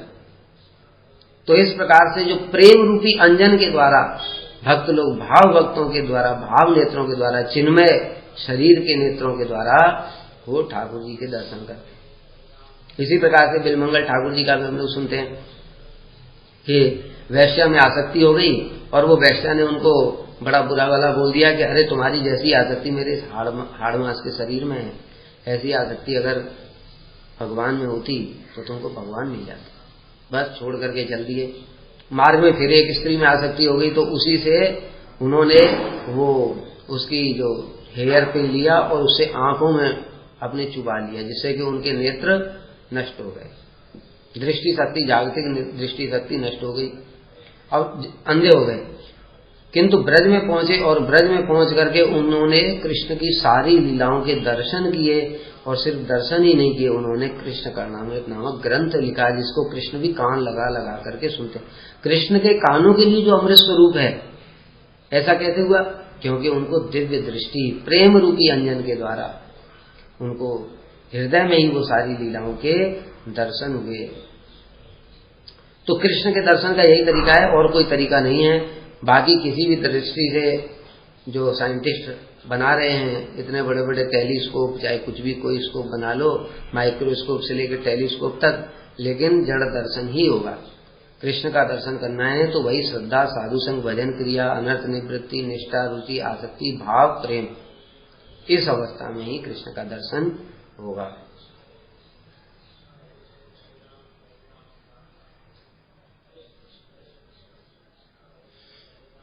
रामादि मूर्तिषु कला नियमेन तिष्ठन् नानावतारम अकरोत् भुवनेषु किंतु कृष्णः स्वयं संभवत परमः पुमान्यो गोविंदम आदि पुरुषम तमहम भजामि। यहाँ पर फिर तत्व प्रकाशित कर रहे हैं। राम आदि मूर्तिषु, राम आदि मतलब कहने से राम, नरसिंह, वामन, कूर्म, वराह, मत्स्य, जितने भी परशुराम इत्यादि जितने भी भगवान के अनंत अवतार बताए गए हैं, उन अनंत अवतारों में भी जो 24 अवतार हैं वो मुख्य मुख्य 24 अवतारों का वर्णन किया गया है। तो राम आदि मूर्तिषु कला नियमेन तिष्ठन्, कला नियमेन श्वांस कला आदि के रूप में अवस्थित होते हैं, विराजमान रहते हैं। नाना अवतारम, विभिन्न रूप में अवतार धारण करते हैं भुवनेश ब्रह्मांड समूह में, किंतु कृष्ण स्वयं संभवत परमः पुमान्यो, कृष्ण स्वयं भगवान है। देखिए एक और विशेष बात है ये ब्रह्म संहिता यानी गोविंद स्तोत्र की, कि जो कृष्ण स्वयं भगवान है, विशेष रूप से जो गौड़ी लोगों के सिद्धांत है, जो कि हमको भी पहले पता नहीं था, उसके लिए ये गोविंद स्तोत्र बहुत अकाट्य शास्त्र प्रमाण है। इसमें सारे के सारे जो हैं उन सब चीजों को बताया गया है। कृष्ण ही विष्णु के भी अवतारी हैं, कृष्ण ही शिव जी के भी मूल हैं, कृष्ण जो पंचोपासक हैं यानी शिव, दुर्गा, सूर्य, गणेश और विष्णु, इन सबसे कृष्ण ही श्रेष्ठ हैं। ये सब इन यहाँ पर प्रमाण दिए गए हैं। और उनकी भी बात छोड़ो, जो भगवान के ही अपने अवतार हैं उन अवतारों में भी कृष्ण ही मूल हैं, क्योंकि बहुत से लोग कहते हैं विष्णु से कृष्ण का अवतार हुआ। इन सब का खंडन ही ये गोविंद स्तोत्र में ही किया गया है। इसलिए ये गोविंद स्तोत्र कोई साधारण चीज नहीं है, ये हमारे लिए गौड़ीय वैष्णवों के लिए विशेष रूप से एक बहुत बड़ा प्रमाण है। और स्वयं ब्रह्मा जी की स्तुति है, कोई इसको खंडन नहीं कर सकता। और स्वयं महाप्रभु इसको लेकर के आए थे दक्षिण भारत से और अपने भक्तों को प्रदान किया था। तो इसलिए यहाँ पर कह रहे हैं जो राम आदि मूर्तिषु, राम आदि मूर्तियों में वो बहुत सारे प्रकाश करते हैं। जैसा हमने बताया, देखो कैसे भगवान के प्रकाश होते हैं कि सबसे ऊपर ब्रज है जिसको कृष्ण लोक कहते हैं। कृष्ण लोक में 3 भाग हैं, एक द्वारका है, एक मथुरा है, एक ब्रज है। तो ब्रज में जो ब्रजेंद्र नंदन श्याम सुंदर हैं वो सबके मूल है। उसमें भी जो किशोर स्वरूप है वो सबका मूल है, उससे और सब प्रकाशित हुए हैं। यानी कृष्ण ही जब वात्सल्य रस का आस्वादन करना चाहते हैं तो वही बाल्य कृष्ण बन जाते हैं। मूल कृष्ण किशोर हैं। इसलिए श्री रूप गोस्वामी पाजी ने एक श्लोक वर्णन किया, श्याम एव परम रूपम पुरी मधुपुरी वरा वह कैशोरकम आद्य एव परोरस। श्याम एव परम रूपम, जो कृष्ण का श्याम सुंदर रूप है वही सर्वोत्तम स्वरूप है। पुरी मधुपुरी वरा, जो पुरियों में जो 7 मोक्षदायिनी पुरियां उनमें मधुपुरी यानी मथुरापुरी सर्वश्रेष्ठ है। वया कैशोरकम, जो किशोर स्वरूप है वो सबका मूल है। और आदि एव परो रस, और जो मधुर रस है वही मूल आदि रस है सबका। उससे अन्य रस प्रकाशित हुए, क्योंकि कृष्ण अन्य सभी रसों का भी आस्वादन करना चाहते हैं, इसलिए उन्होंने उन सब रसों को प्रकाशित किया है। तो इसी प्रकार से जो कृष्ण हैं, जो किशोर, उनके फिर प्रकाश है, द्वितीय प्रकाश वो बलदेव प्रभु हैं। फिर वही मथुरा में एक्सपेंशन जब होता है तो वही जो कृष्ण और बलदेव प्रभु का अभिमान होता है, क्षत्रिय अभिमान, फिर वही जब द्वारका में होते हैं तो 4 रूपों में अपना प्रकाश करते हैं, वासुदेव, संकर्षण, प्रद्युम्न और अनिरुद्ध। इस प्रकार से होता है। तो वहां कभी द्विभुज होते हैं, कभी चतुर्भुज होते हैं। कृष्ण ही वासुदेव हैं और बलदेव प्रभु ही संकर्षण है, और प्रद्युम्न और अनिरुद्ध ये 2 और व्यू वहां पर प्रकाशित हुए। इसको कहते हैं मूल चतुर्व्यूह। उसके बाद में उसके नीचे जो कृष्ण लोक है उसके नीचे वाला जो होता है चित जगत, उसको कहते हैं परव्योम। वो परव्योम में अनंत प्रकोष्ठ होते हैं, जो हम लोग सुनते हैं भगवान के अनंत अवतार हैं वो उनमें रहते हैं। इनको इसीलिए कहते हैं अनंत वैकुंठ, यानी एक एक जो भगवान का अवतार एक एक जहां पर प्रकोष्ठ में रहता है उनको एक वैकुंठ कहते हैं। इसलिए कहा जाता है अनंत वैकुंठ विराजमान। तो वहां पर जो हमने अवतारों के नाम सुने, मत्स्य, कूर्म, राम, नृसिंह, वामन, और हाँ एक विशेष बात है कि उसके नीचे अयोध्या होती है। जो कृष्ण लोक के नीचे अयोध्या है उसमें वो जो वासुदेव कृष्ण है द्वारका के वही राम है। जो संकर्षण है, मूल संकर्षण द्वारका में वही है यहाँ पर लक्ष्मण। जो प्रद्युम्न है वो भरत हैं, और अनिरुद्ध हैं वही शत्रुघ्न है। और उसके नीचे फिर ये परव्योम आया। परव्योम में फिर अनंत प्रकोष्ठ हैं। अनंत प्रकोष्ठ में मत्स्य, कूर्म, वराह, नरसिंह और जितने अनंत प्रकार के अवतार जो हम लोग जानते भी नहीं हैं वो सब के सब वहां विराजमान रहते हैं अपने परिकरों के साथ। और इसलिए उन अवतारों का जो जो भजन करता है जहां पर उसका स्वरूप होगा तो वो उन अवतारों के पास में उस धाम में जाएगा। इस प्रकार से ऐसा होता है। तो वही कह रहे हैं कि जो कृष्ण हैं स्वयं मूल हैं, अवतारी हैं, और अनेक राम आदि मूर्तियों में, यानी जो हमने बताया राम, नरसिंह, वामन इत्यादि में अनेक प्रकार के अवतारों को धारण करते हैं। उन अवतारों की कोई गिनती नहीं है। अनंत देव अपने सहस्र मुखों से सृष्टि के प्रारंभ से लेकर के अब तक उन अवतारों की महिमा वर्णन कर रहे हैं, किंतु कर नहीं पाए और आगे भी नहीं कर सकते, इतने अवतार हैं। किंतु कृष्ण स्वयं संभवत परमः पुमान यो, ये तो अवतार हैं भाई, किंतु जो कृष्ण हैं वे स्वयं अवतारी हैं। इसलिए ये बात ब्रह्मा जी कह रहे हैं। ब्रह्मा जी के साथ साथ ये व्यास जी ने भी यही बात बोली, एते चांस कला पुंसा कृष्णस्तु भगवान स्वयं इंद्रादि व्याकुलम लोकम मृडयन्ति युगे युगे, कि ये मैंने 24 अवतारों का वर्णन किया, इसमें कृष्ण अवतार का भी वर्णन कर दिया। तो फिर व्यास जी को लगा कि कहीं ऐसा ना हो कि ये लोग कृष्ण को भी अवतार मान लें और फिर किसी और को मूल अवतारी माने। इसलिए उन्होंने स्पष्ट रूप से एक अलग श्लोक की रचना की कि एते चांस कला पुंसः, ये जितने भी बताया ये सब तो कृष्ण के अंश कला हैं, लेकिन कृष्णस्तु स्वयं भगवान, कृष्ण स्वयं भगवान हैं। और भी गीता में भी भगवान ने ये बात बताई। एक प्रमाण नहीं है, देखो कितने सारे प्रमाण, यहाँ ब्रह्म संहिता का प्रमाण दिया, यहाँ पर गीता का प्रमाण दिया, यहाँ पर भागवत का प्रमाण दिया। गीता में भगवान कहते हैं मत्तः परतरम नान्यत किंचिदस्ति धनंजय मयि सर्वमिदं प्रोतम सूत्रे मणिगणाय। हे अर्जुन, मुझसे श्रेष्ठ कुछ भी नहीं है। ये सारा चित अचित जगत, चित और अचित यानी जड़ जगत, सब कुछ मुझमें सूत्र की भांति पिरोया हुआ है। और अहम सर्वस्य प्रभु मत्तः सर्वम प्रवर्ते, मुझसे मैं ही सबका प्रभु, मैंने उत्पत्ति का कारण हूं। जैसे यहाँ पर भी बताया ईश्वर परम कृष्ण सच्चिदानंद अनादिरादि गोविंद सर्व कारण कारणम, ये गीता में भी भगवान यही बात बोल रहे हैं। तो ये गीता का प्रमाण हो गया। उसके बाद गर्ग संहिता का भी प्रमाण है। गर्ग संहिता में भी वर्णन आता है कि जब पृथ्वी देवी के साथ में ये देवता लोग गए थे और ब्रह्मा जी के पास। तो ब्रह्मा जी उनको लेके क्षीर सागर के तट पर पहुंचे और उन्होंने विष्णु जी से प्रार्थना की कि प्रभु ये सब कंस इत्यादि असुर बहुत बढ़ गए, आप कुछ कीजिए। तो उन्होंने कहा कि तुम यहाँ से सीधे गोलोक चले जाओ, इस बार मैं अवतार नहीं लूंगा, वो गोलोकपति आएंगे। तो ब्रह्मा जी ने कहा कोई गोलोकपति, हमको तो पता ही नहीं ये बात, तो हम कैसे जाएं, हमको तो रास्ता भी पता नहीं है। तो वो जो विष्णु थे वो विष्णु स्वयं उन सबको लेकर के गोलोक गए और वहां पर वर्णन आया कि वहां पर सखियों ने उनको रोक दिया और ब्रह्मा जी से परिचय पूछा कि ब्रह्मा जी ये बताओ आप कौन से ब्रह्मांड के ब्रह्मा हो। तो ब्रह्मा जी कुछ बता ही नहीं पाए, उनको पता ही नहीं कौन से ब्रह्मांड के ब्रह्मा, अपना परिचय ही नहीं जानते। उनके अंदर तो यह अभिमान था कि मैं ब्रह्मा हूं, वो तो ब्रह्मा तो एक सृष्टि में एक ही होता है, इसलिए मुझे तो सभी जानते। लेकिन उनको तब पता चला कि अनंत कोटि ब्रह्मांड के अनंत कोटि ब्रह्मा हैं। तब फिर जो विष्णु आए थे साथ में, क्योंकि विष्णु कृष्ण के ही प्रकाश हैं, इसलिए उन विष्णु ने फिर परिचय दिया कि हम वो ब्रह्मांड से आए हैं जिस ब्रह्मांड में भगवान वामन देव ने जब त्रिविक्रम रूप धारण किया था तो अंगूठा ऊपर बढ़ा करके वो जो ब्रह्मांड फट गया था, उस ब्रह्मांड से हम आए। तो तब जाकर के फिर उन्होंने कृष्ण को बताया, कृष्ण ने उनको प्रवेश की अनुमति प्रदान की। तब जो विष्णु आए थे वो ब्रह्मा जी और अन्य देवता देख रहे हैं, वो जो विष्णु आए थे वो सब के सब कृष्ण में प्रवेश कर गए। फिर वहां राम प्रकट हुए, राम भी कृष्ण में प्रवेश कर गए। वहां नरसिंह देव प्रकट हुए, नरसिंह भी कृष्ण में प्रवेश कर गए। इस प्रकार से देखा कि कृष्ण ही सबके मूल हैं, सारे अवतार तो इनके अंदर ही हैं। तो इसलिए जब कृष्ण अवतार लेते हैं तो उस समय जो लीला अवतार, उस समय जो युगावतार, उस समय जो मनवंतरा अवतार, वो सारे के सारे कृष्ण के अंदर प्रविष्ट हो जाते हैं और अलग से फिर युगावतार, मनवंतरा अवतार इत्यादि की आवश्यकता नहीं होती।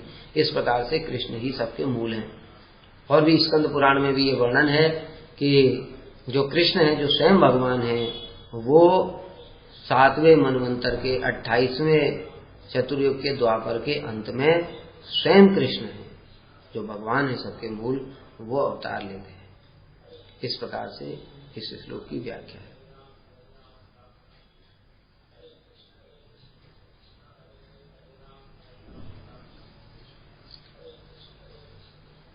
यस्य प्रभा प्रभवतो जगदंड कोटि कोटेषु अशेष वसुधादि विभूति भिन्नम तद ब्रह्म निष्कलम अनंतम अशेष भूतम गोविंदम आदि पुरुषम तब हम भजामि। यस्य माने जिनकी, प्रभा अर्थात अंग कांति, प्रभवतः प्रभावशाली, जगदंड कोटि कोटि कोटि कोटि ब्रह्मांडों में अशेष अनंत वसुधादि पृथ्वी इत्यादि विभूतियों से समूह, विभूतियों से भिन्नम पृथक, वह जो ब्रह्म है निष्कलम। मतलब क्या हुआ, ये जो निर्विशेष ब्रह्म जिसकी बात हम लोग सुनते हैं, जिसके लिए ज्ञानी लोग उसमें ध्यान लगाते हैं, भगवान निराकार निर्विकार निशक्तिक हैं, वो एक ज्योति स्वरूप हैं, उनका ध्यान लगाओ।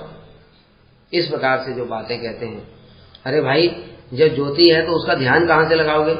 किसी वस्तु का ध्यान किया जाता है, वस्तु का मतलब होता है जिसका कुछ नाम रूप गुण क्रिया कुछ तो हो, जिसका कुछ नहीं है उसमें ध्यान कैसे लगाओगे।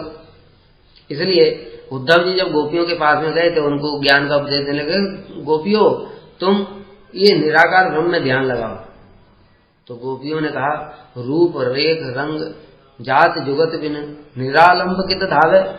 अरे जिसका कोई आधार ही नहीं है, न रूप है, तुम खुद ही कह रहे हो, न उसका कोई रूप है, न उसका कुछ रंग है, न कुछ गुण है, न कुछ उसमें क्रिया है, और जो कुछ है ही नहीं तो ध्यान कहाँ लगाएं।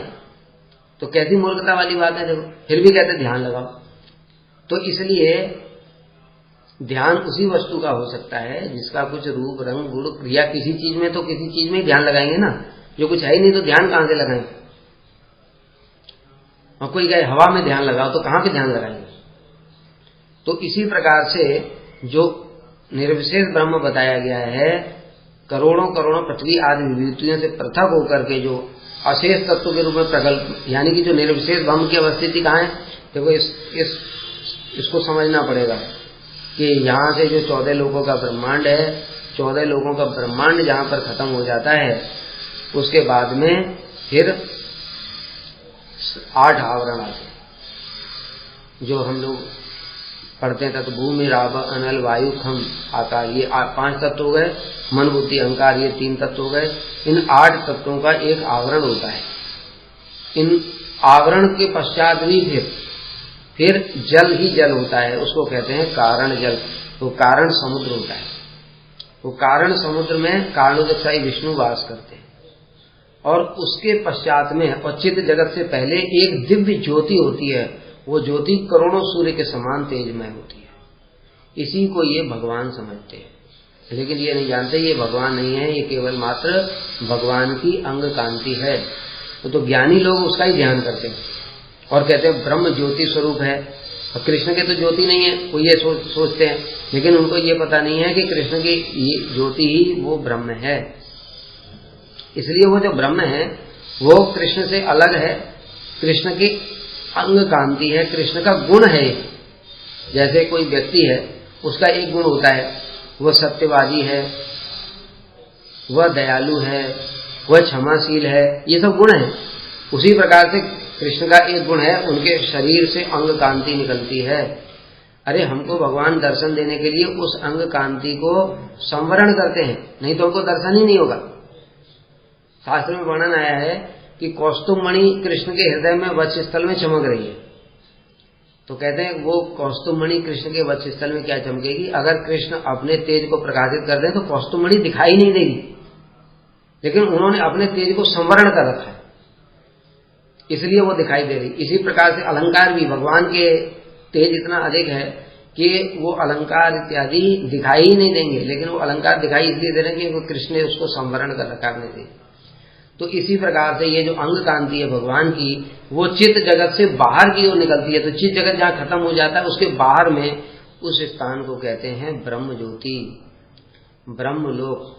और उसके लिए शास्त्र में वर्णन आया है, सिद्ध लोकस्तु तमसा पारे यत्र वसंति ही सिद्धा ब्रह्म सुखे निमग्ना तैत्याश्च हरिणा हता। अर्थात सिद्ध लोक से जो तमसा पारे, मतलब इस ब्रह्मांड के बारे में एक सिद्ध लोक है, जहां पर के कौन निवास करते हैं? ब्रह्म सुखे निमग्ना सिद्धा, जो सिद्ध लोग हो गए जो ब्रह्म सुख में निमग्न रहते हैं, अर्थात वही अंग कांति का ज्योति का ध्यान किया करते हैं और मैं ही ब्रह्म हूं इस प्रकार की भावना किया करते हैं, वो लोग रहते हैं वहां पर। और दूसरे लोग रहते हैं दैत्याश्च हरिणा हता, जो दैत्य लोग भगवान के द्वारा वध किए जाते हैं, उनको भी भगवान मुक्ति देकर के वहीं सायुज्य में भेज देते हैं, उसको सायुज्य मुक्ति कहते हैं। तो ये जो अनंत जो ब्रह्म है, उपनिषद में जो वर्णन किया गया है, जो कैसा बताया? प्रभा है, प्रभा मतलब अंग कांति है, और करोड़ों करोड़ों पृथ्वियों से और ब्रह्मांडों से भी अलग दिव्य तेजमय है। वो ब्रह्म भी अशेष भूतम, जो भगवान की ही अंग कांति है। इस प्रकार से मैं उन गोविंद को भजन करता हूं। इसकी टीका में श्री जीव गोस्वामी ने लिखा है कि भगवान ने स्वयं अपनी विभूतियों के बारे में वर्णन किया। सत्यव्रत मुनि को भागवत में वर्णन है 11 स्कंध में कि मैं ही पृथ्वी वायु आकाश जल अग्नि महत्त्व विकार पुरुष सत्व रज सब कुछ मैं, और मैं ही ब्रह्म हूं। मत्स्यदेव ने भी ये बोला है, हे सत्यव्रत मुनि, तुम्हारे प्रश्न और मेरे उत्तर रूप में कथन में तुम्हारे हृदय में जो प्रकाशित है ब्रह्म, वो मेरी ही महिमा है, मेरी अंग कांति है, और मेरी कृपा से तुम उस ब्रह्म को अपने हृदय में अनुभव करोगे। इस प्रकार से ये ब्रह्म है।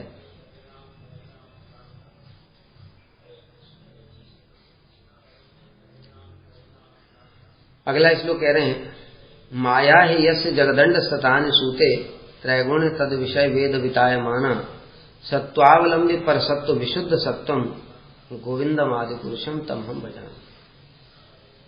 माया ही यस्य, माया माने बहिरंगा शक्ति, यस्य माने जिनकी, जगदंड जगत अंड, अंड माने ब्रह्मांड, ब्रह्मांड रूपी जगत को शतानिवन असंख्य ब्रह्मांड, अनंत कोटि ब्रह्मांड जो प्रकट होते हैं। सूती, सूती माने प्रसव करती है, अर्थात जन्म देती है, अनंत ब्रह्मांडों को प्रकट करती है। त्रैगुण्य सत रज तम गुण के द्वारा, तत् उसका विषय वेद विस्तृत रूप से वर्णन करती है, अर्थात उनके सतरज गुण के द्वारा उस ब्रह्मांड को संचालित करती है।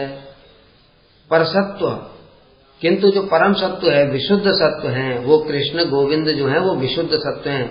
ये जो जगत है वो मिश्रित सत्व है, और वो मिश्रित सत्व के द्वारा ही माया इस जगत को, ब्रह्मांड को सृष्टि स्थिति प्रलय करती है, इसका संचालन करती है। ऐसे गोविंद जो कि उससे श्रेष्ठ हैं और उनमें माया का स्पर्श नहीं है, जो विशुद्ध सत्व स्वरूप हैं, ऐसे श्री गोविंद का मैं भजन करता हूँ।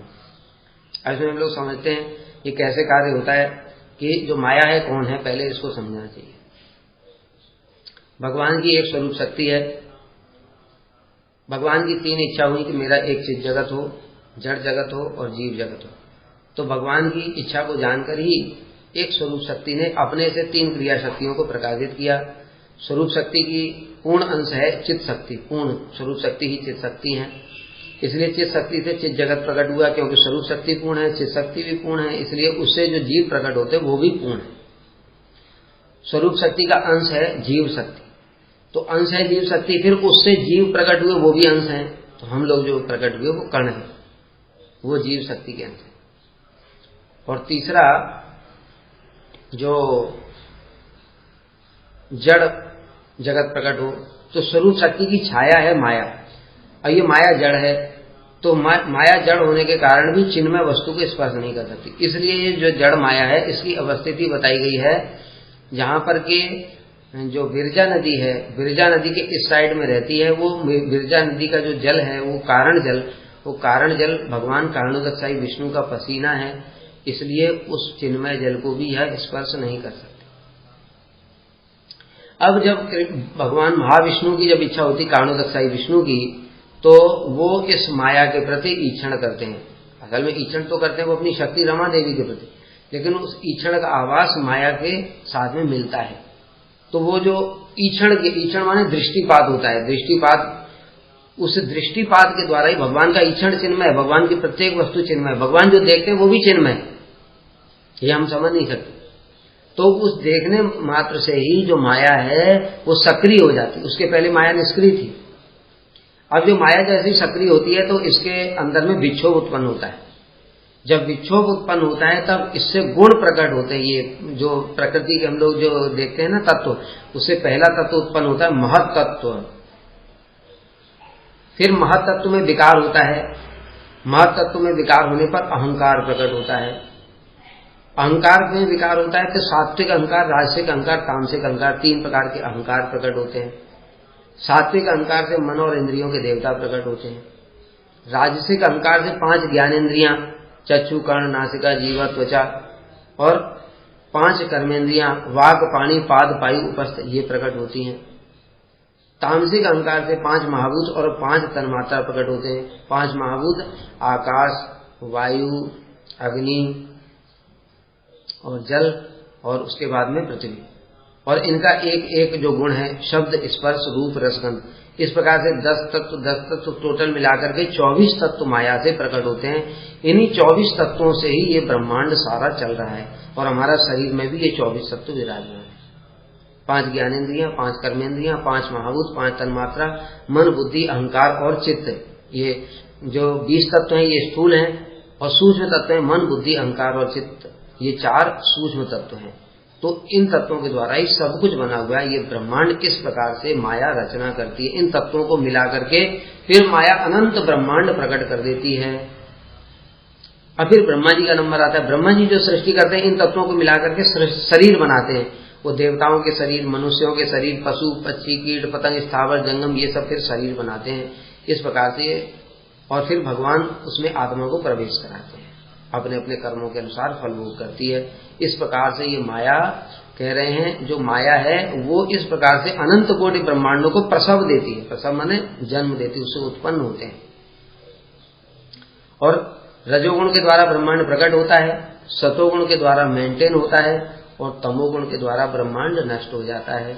इस प्रकार से इन तीनों गुणों के द्वारा ही संचालित होती है। भगवान गीता में भी कहते हैं प्रकृति क्रियामाणानि गुणैः कर्माणि सर्वशः अहंकार विमूढ़ आत्मा करता हमिति मानते। ये सारा जगत त्रिगुणात्मक ही है, ये 3 गुणों का ही सब खेल है। हमारे शरीर के ऊपर, स्थूल और सूक्ष्म दोनों शरीर के ऊपर ये तीन गुण ही खेल खेल रहे हैं। तीन गुण ही सारे प्रेरणा देकर के सारे कार्य कराते हैं।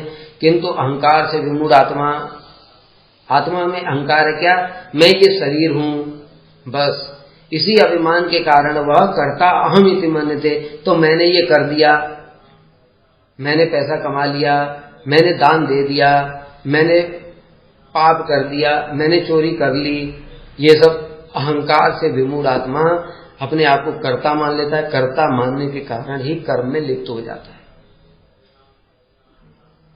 और दूसरी ओर जो भक्त होते हैं वो इस शरीर से ऊपर उठ जाते हैं, तीन गुणों से ऊपर उठ जाते हैं, इसलिए वो अपने को कर्ता मानते ही नहीं है।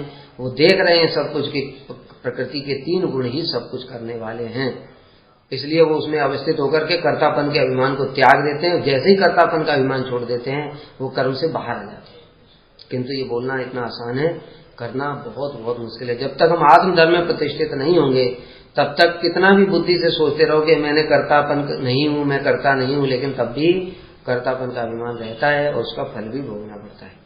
इस प्रकार से जो माया है इसमें तीनों गुण होते हैं। भगवान गीता में कहते हैं न तदस्य प्रतिम्ब्याम्बा दिवी दिवेश वा पुनः सत्वम प्रगतिजय मुक्तम यदि स्यात् त्रिभिर्गुणैः। यहां से लेकर ब्रह्मा जी के लोग तक कोई भी एक भी ऐसा जीव नहीं है जो कि सतरज और तीन गुणों से मुक्त हो। सब उन तीन गुणों के अधीन है। ऊपर जाते हैं तो सतोगुण की प्रधानता बढ़ती है, नीचे जाते हैं तो तमोगुण की प्रधानता होती है, और जो मध्य में यानी पृथ्वी पर रजोगुण की प्रधानता होती है। भगवान कहते हैं ये बात, ऊर्ध्वम गच्छन्ति सत्वस्था मध्य तिष्ठन्ति राजस अधो गच्छन्ति तमसा। जो ऊर्ध्वम गच्छन्ति सत्वगुण प्रधान लोग ऊपर के लोकों में जाते हैं, मध्य तिष्ठन्ति राजसा राजसिक प्रधान लोग मध्य यानी पृथ्वी लोक पर ही रहते हैं, और जो जगन्य गुण वृत्तिस्था अधो गच्छन्ति तामसा, और जिनकी जगन्य वृत्ति है जो तामसिक कर्मों में लिप्त हैं वो नीचे के लोगों को जाते हैं। इस प्रकार से होता है। किंतु ये तो हो गई माया की बात। सत्वावलंबी पर सत्व विशुद्ध सत्वम, किंतु ये तो क्या मिश्रित सत्व, जो प्रकृति का सत्व है उसमें तीनों गुण मिले ही मिले रहते हैं। सतोगुण की प्रधानता रहेगी तब भी रजो और तमोगुण भी रहेगा। नीचे के लोगों में तमोगुण की प्रधानता होगी लेकिन रजो और सत भी रहता है, और मध्य लोगों में रजोगुण प्रधानता रहेगी, सत और तम भी रहेगा। कोई भी इनसे मुक्त नहीं हो सकता जब तक वो शुद्ध भक्त नहीं हो जाता। किंतु सत्वावलंबी पर सत्व विशुद्ध सत्वम, भगवान में ये तीनों गुण नहीं हैं। भगवान इन तीनों गुणों से परे हैं। इसलिए बताया जाता है ना कि विष्णु सतोगुण को अंगीकार करके सृष्टि का पालन करते हैं, किंतु पालन करने पर भी वो सतोगुण उनको स्पर्श नहीं करता है। ये मुख्य बात है। लेकिन ब्रह्मा और शिव में अंतर क्या होता है? ब्रह्मा जी कहते हैं विष्णु ही रजोगुण को अंगीकार करके ब्रह्मा के रूप में पालन सृष्टि कर रहे हैं, किंतु वो गुण उनको स्पर्श करता है। इसलिए ब्रह्मा जी की उपासना राजसिक हो गई। शिव जी तमोगुण को अंगीकार करके संहार करते हैं, किंतु तमोगुण शिव जी को स्पर्श करता है, इसलिए अब उनकी उपासना तामसिक उपासना हो गई। किंतु विष्णु हरिदेव सदा आराध्य सर्व हरि निर्गुण साक्षात प्रकृति पर सर्वद्रिव उपदिष्टा तम भजन निर्गुण। जो हरि है वो निर्गुण है, साक्षात पुरुष प्रकृति पर है, वो साक्षात पुरुष प्रकृति से परे है, अर्थात वो सतोगुण को अंगीकार करते हैं किंतु सतोगुण फिर भी उनको स्पर्श नहीं करता, वो निर्गुण ही बने रहते हैं। इसलिए उनकी जो उपासना करता है वो निर्गुण उपासना होती है। तो इस प्रकार से जो गोविंद हैं वो विशुद्ध सत्व हैं। विशुद्ध सत्व क्या होता है? देखो इसको समझना बहुत जरूरी है। ये सब हमारे जो गुरुवर्ग हैं उन्होंने यही हमारी संपत्ति प्रदान की है। ये मिश्र सत्व हो गया, इससे श्रेष्ठ होता है शुद्ध सत्व। शुद्ध सत्व क्या होता है? इस मिश्र सत्व से ऊपर जो होता है वो शुद्ध सत्व होता है। जो साधन भजन करने वाले साधक भजन करते करते जब उनको भाव प्रकाशित हो जाता है, जब भाव प्रकाशित हो जाता है तो उनके अंदर में जो शुद्ध सत्व विशेषात्मा प्रेम सूर्यांशु साम्य भाग रुचिवे चित्त माश्रण कृदसो भाव उचते। तो हृदय में शुद्ध सत्व प्रकाशित हो जाता है। जो शुद्ध सत्व है वह भगवान की स्वरूप शक्ति की स्वप्रकाश वृत्ति है, जिसके द्वारा भगवान अपने नाम रूप गुण लीला इत्यादि को प्रकाशित करते हैं। अर्थात हृदय में भगवान का नाम रूप गुण इत्यादि प्रकाशित करने के लिए शुद्ध सत्व की आवश्यकता है। अब मिश्रित सत्व खत्म हो गया तो शुद्ध सत्व है स्वरूप शक्ति की स्वप्रकाश वृत्ति, वो प्रकाशित हो जाती है हृदय में। तो जब वो प्रकाशित हो जाती है, जैसे एग्जाम्पल ऐसे समझो कि जैसे अभी सूर्य नहीं है, सूर्य नहीं है तो अंधेरा है। अब जब अंधेरा है, पूर्ण अंधेरा है, तो हमको अपना हाथ भी नहीं दिखाई दे रहा है। तो ये जो पूर्ण अंधेरा है, इसको समझो मिश्र सत्व। इस मिश्र सत्व में कभी भी हमको भगवान का दर्शन नहीं हो सकता, अपना भी दर्शन नहीं हो सकता। अपना मतलब स्वरूप का। अब जो शुद्ध सत्व है उसको समझो प्रकाश। जैसे अगर किसी ने लाइट जला दिया तो उसको मैं अपना हाथ भी दिखाई दे रहा है और कमरे में कोई दूसरा व्यक्ति है वो भी दिखाई दे रहा है। तो ये जो लाइट है यही शुद्ध सत्व है। हृदय में वो जो शुद्ध सत्व प्रकाशित हो जाता है, स्वप्रकाश वृत्ति, इसमें अब खुद अपने को भी देख सकता है वो, यानी मेरा स्वरूप क्या है, और अब कृष्ण के भी दर्शन करने की उसको योग्यता है। अर्थात अब वो हृदय में कृष्ण का भी दर्शन कर सकता है, जैसे नारद जी को हो गया था। नारद जी के हृदय में एकदम से कृष्ण प्रकट हो गए और कृष्ण के प्रकट होते ही उनको इतना आनंद हुआ। लेकिन वो कब होगा? शुद्ध सत्व हृदय में ही होगा और दूसरे हृदय में नहीं हो। तो ये शुद्ध सत्व होता है। तो ये शुद्ध सत्व हो गया। जो साधक अभी साधन भजन कर रहे हैं, इन साधन भजन करने वाले जो जीव हैं, उनके हृदय में शुद्ध सत्व प्रकट होता है। और दूसरा होता है इससे भी श्रेष्ठ, परसत्व विशुद्ध सत्व। इस शुद्ध सत्व से भी और श्रेष्ठ है, वो है विशुद्ध सत्व। ये विशुद्ध सत्व है जो भगवान के नित्य पार्षद गण हैं, ये विशुद्ध सत्व है।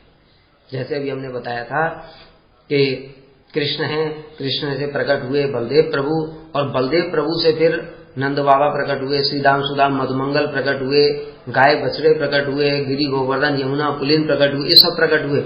तो ये जो परिकर हैं श्रीदाम सुदाम मधुमंगल इत्यादि, जो बलदेव प्रभु से प्रकट हुए, चित्त शक्ति से जो प्रकट होते हैं जो परिकर लोग, वो होते हैं विशुद्ध सत्व। तो शुद्ध सत्व और विशुद्ध सत्व में भी अंतर समझना है। मिश्र सत्व तो सबको क्लियर है कि इसमें सत्व रज तम गुण होते हैं। शुद्ध सत्व होता है जो कि साधक, जो हम लोग बद्ध जीव हैं, भजन साधन करते करते गुरु जी की कृपा से हृदय में शुद्ध सत्व प्रकट होगा। उस शुद्ध सत्व यानी स्वरूप शक्ति की स्वप्रकाश वृत्ति, जिसमें अभी हम कृष्ण को और अपने स्वरूप को दोनों को भी देख पाएंगे, ये शुद्ध सत्व हुआ। और विशुद्ध सत्व जो परिकरों के हृदय में विराजमान है, वो विशुद्ध सत्व। तो यहाँ पर गुरु जी और एक विशेष बात बताते हैं। तो अच्छा चलो, अभी हम भजन साधन कर रहे हैं, शुद्ध सत्व प्रकट हो गया, उसके बाद हम प्रेम अवस्था में पहुंच जाएंगे, उसके बाद में पार्षद बन जाएंगे, भगवान के धाम को चले जाएंगे ब्रज में। मान लो किसी का गोपी स्वरूप है या किसी का सख्य स्वरूप है, तो वो वहां पहुंच गया, तो क्या अब वो विशुद्ध सत्व हो जाएगा?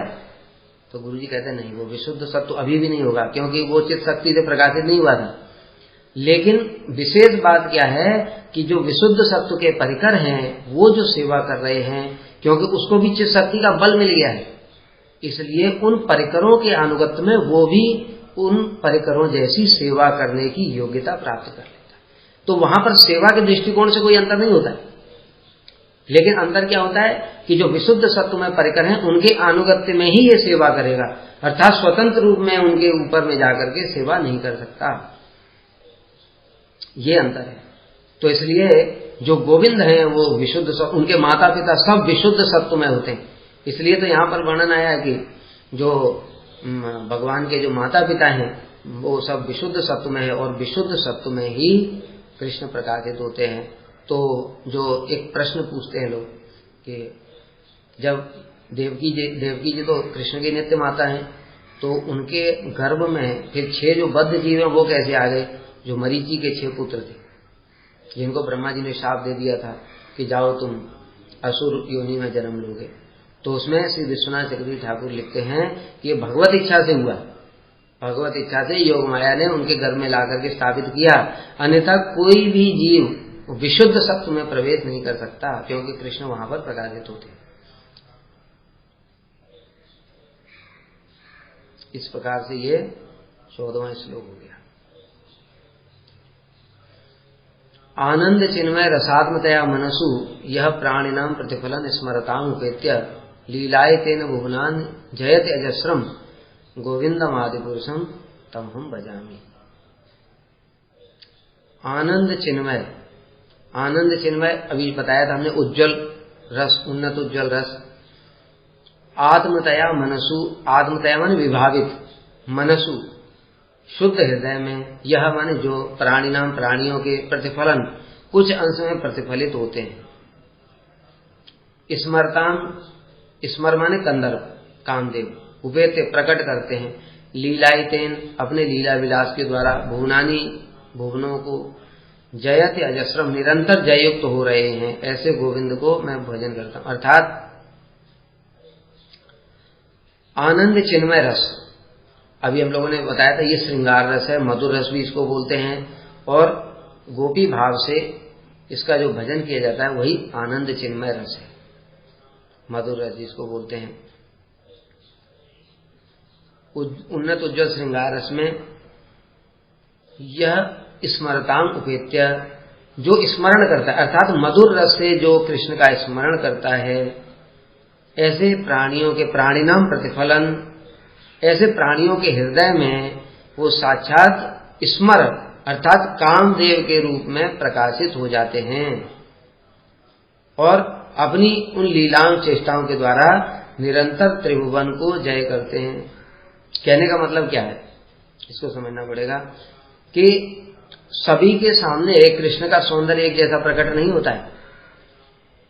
जैसा जैसा जो जो भक्त है उस भक्त के अधिकार के अनुसार ही कृष्ण का सौंदर्य भी प्रकाशित होता है। जो सत्यरस के भक्त हैं जैसे सीधाम सुदाम मधुमंगल इत्यादि, उनके सामने कृष्ण का सौंदर्य प्रकट है, लेकिन उससे अधिक वात्सल्य रस के जो भक्त हैं नंद बाबा यशोदा मैया, उनके हृदय में ज्यादा उनके प्रति प्रेम रहेगा, उनका सौंदर्य भी उसी रूप में प्रकाशित होगा। और उससे भी श्रेष्ठ जो कृष्ण का सौंदर्य है वो गोपियों के सामने प्रकाशित होगा। और गोपियों में भी जब राधा जी के साथ में वो विराजमान होंगे तब उनका सौंदर्य सर्वोत्तम होगा।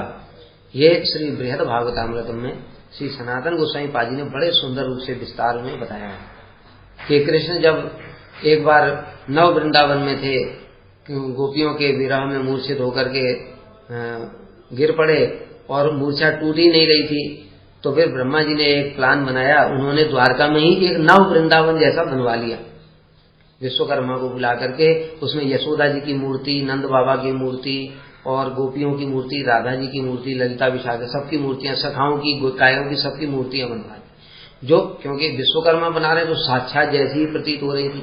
और कृष्ण को गरुड़ पे बिठा करके वहां ले गए और कृष्ण की जब मूर्छा टूटी तो उन्होंने देखा, अरे गायों को सखाओं को देखा और नंद बाबा यशोदा मैया को देखा तो सोचने लगे, अरे मैं तो ब्रज में हूं, अभी तक इतनी लेट हो गया, जगह भी नहीं। और बलदेव प्रभु ने कहा, अरे कन्हैया इतना देर हो गई, अभी तक सो रहा है तू, अरे देख सखा लोग चले गए सब।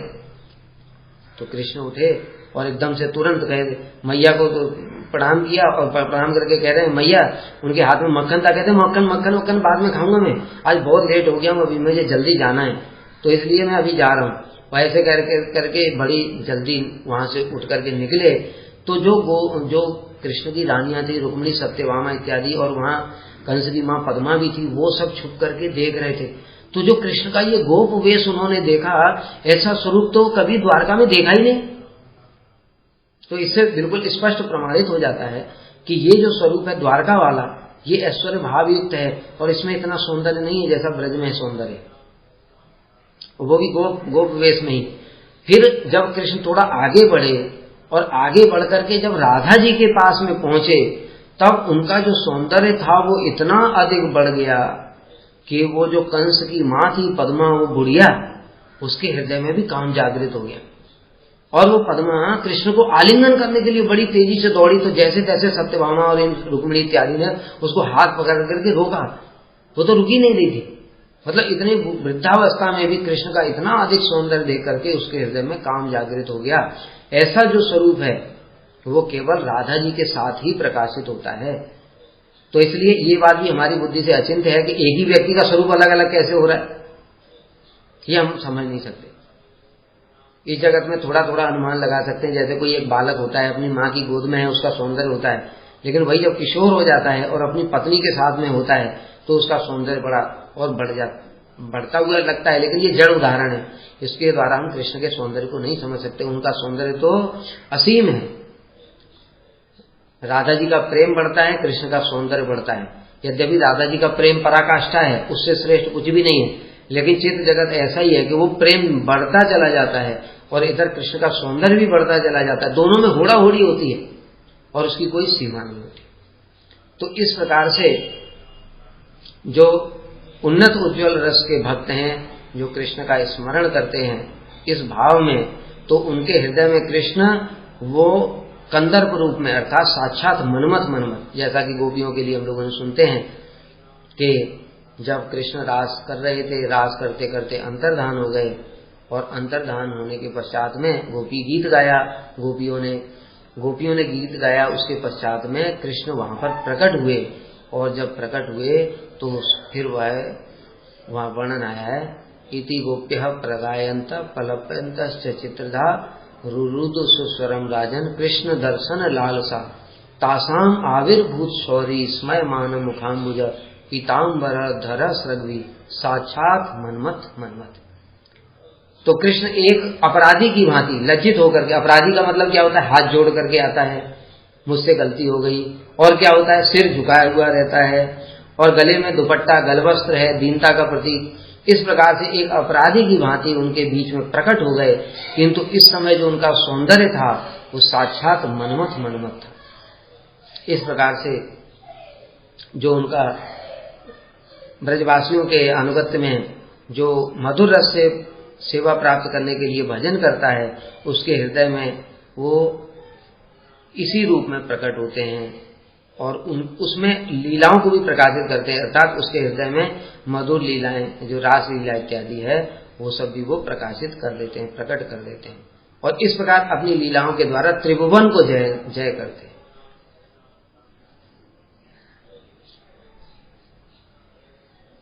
गोलोक नाम्नि निज धाम्नि तले च तस्य देवी महेश हरि धामसु तेसु तेसु तेते प्रभाव निचया विहिताश्चयेन गोविंदमादि पुरुषम तम हम भजामि। अब यहाँ पर ये हमने यद्यपि ये जो पहले ही लोगों का वर्णन पहले कर दिया है कि सबसे ऊपर भगवान का गोलोक धाम होता है और गोलोक धाम के बाद में फिर अयोध्यापुरी होती है, अयोध्यापुरी के बाद में फिर परव्योम होता है, वैकुंठ चित्त जगत होता है। तो यहीं पर यही बता रहे हैं, गोलोक धामनी निज धामनी, अपने निज धाम माने गोलोक धाम में वो नित्य विराजमान रहते हैं। तले च तस्य, उसके नीचे नीचे और क्या कौन कौन से धाम होते हैं, हरि धाम होते हैं, हरि धाम अर्थात वैकुंठ बता दिया, अनंत वैकुंठ होते हैं, प्रकोष्ठ होते हैं। फिर उस वैकुंठ जहां पर समाप्त हो जाते हैं उसके नीचे फिर शिव जी का सदाशिव लोक होता है, उसी को कह रहे हैं महेश धाम।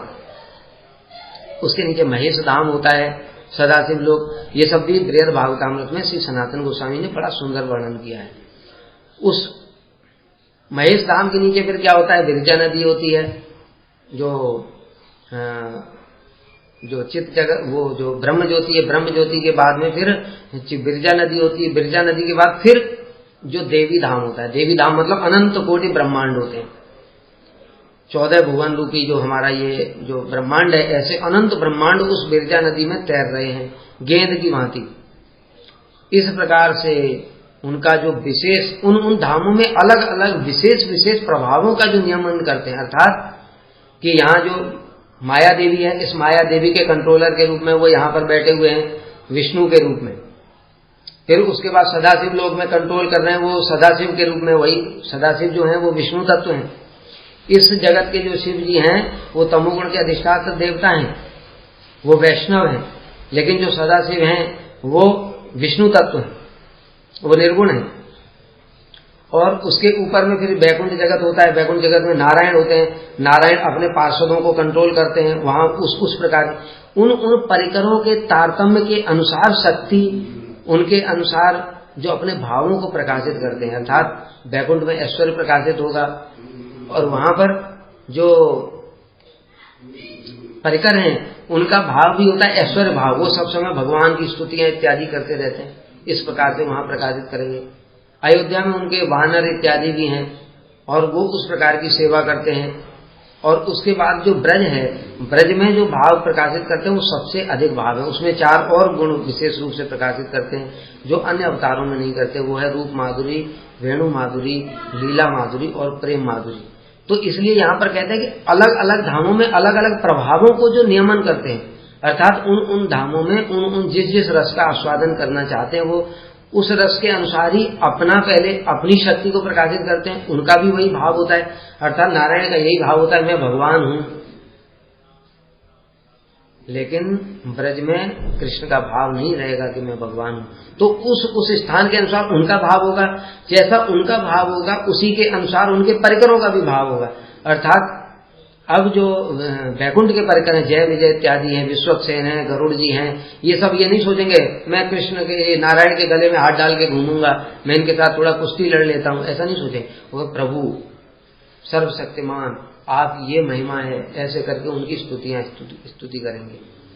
और उसके बाद में जैसे ब्रज में जब वो अपने भावों को प्रकाशित करेंगे तो वह सख्य भाव, वात्सल्य भाव, मधुर भाव और उन परिकरों का भी उनके प्रति वैसा ही भाव रहेगा। अर्थात वो भी सोचेंगे ये मेरा पुत्र है, इसको मैं शासन करूंगी, ये चोरी करेगा तो बिगड़ जाएगा। इस प्रकार से उन धामों के अनुसार ही विशेष प्रभावों का जो नियमन करते, मतलब सब कुछ जो चित्त जगत, जीव जगत, जड़ जगत, सब कुछ कृष्ण ही कंट्रोल कर रहे हैं। इस प्रकार से गोविंद का मैं भजन करता हूं। यह देवी धाम सबसे पहले नीचे हम लोग जिसमें धाम में रहते हैं ये देवी धाम है। इसको जड़ जगत भी बोलते हैं, इसको माया जगत भी बोलते हैं, इसको ब्रह्मांड भी बोलते हैं। इसमें 7 लोग ये हैं, भू भुव स्वर्ग मह जन तप सत्य, ये 7 लोग ऊपर के हैं और नीचे के लोग हैं 7, अतल वितल सुतल तलातल रसातल महातल और पाताल। ये 14 लोगों का जो धाम है ये देवी धाम होता है। इसकी कंट्रोलर है देवी दुर्गा। इसलिए दुर्ग, ये जो 14 लोगों का ब्रह्मांड है इसको दुर्ग भी बोलते हैं, क्योंकि इस दुर्ग में ही जीव आकर के फंस गया है। और इसकी माया मालकिन है जो होता है जो जेलर, वो जेलर है दुर्गा देवी। तो जो दुर्गा देवी इसकी कंट्रोलर है। लेकिन भगवान एक और बात कहते हैं गीता में कि दैवी ऐसा गुणमयी मम माया दुरत्यया मामेव ये प्रपद्यन्ते माया मेताम तरन्ति। ये मेरी माया है, मेरी माया के जो है वो दैवी है, इसके अंदर बड़ी शक्ति है, इसको कोई पार नहीं पा सकता। लेकिन जो मेरा भजन करेगा वो इस माया के दुर्ग से बाहर निकल जाएगा। तो इसलिए ये देवी धाम है। लेकिन ये देवी भी किसके आदेश के पालन कर रही है? ये कृष्ण का आदेश का पालन कर रही है। इसके ऊपर में फिर शिव जी का लोक है, सदाशिव लोक है। वहां पर जो सदाशिव जी रहते हैं वहां पर उनके परिकर इत्यादि रहते हैं। वो वहां पर भी वो स्वयं भगवान शंकरषण देव की आराधना करते हैं। जो सदाशिव है वो शंकरषण देव की आराधना करते हैं। तो वहां पर भी वो भी उनको भी कंट्रोल कर रहे हैं कृष्ण। उसके ऊपर नारायण है और फिर अनंत प्रकोष्ठ है, फिर राम है, द्वारका मथुरा और ब्रज है। इस प्रकार से सब जगह ही कृष्ण ही कहीं पर ऐश्वर्य प्रकाशित कर रहे हैं, कहीं माधुर्य प्रकाशित कर रहे हैं, कहीं पर कुछ लीलाएं प्रकाशित कर रहे हैं। इस प्रकार से कभी मुख्य रूप में कभी गौड़ रूप में वो उनको कंट्रोल करते हैं। ऐसे श्री गोविंद का मैं भजन करता हूँ।